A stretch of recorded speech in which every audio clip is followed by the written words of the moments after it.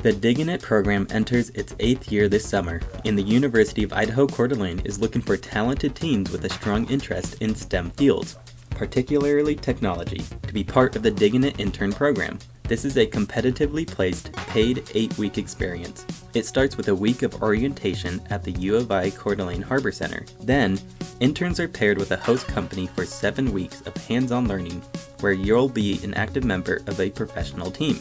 Here's a look at some of the innovative businesses that hosted Dig'nIT Interns last year. Focused areas include, but are not limited, to things like cybersecurity, digital marketing, artificial intelligence, and software development. Applications for the 2020 season are open now. You must be in high school and at least 16 years old. One important note, this intern season could be cut short or canceled depending on the COVID-19 situation, but we are cautiously optimistic we will have the full 8-week program. Visit the Dig'nIT website now to learn more and apply. Go Vandals!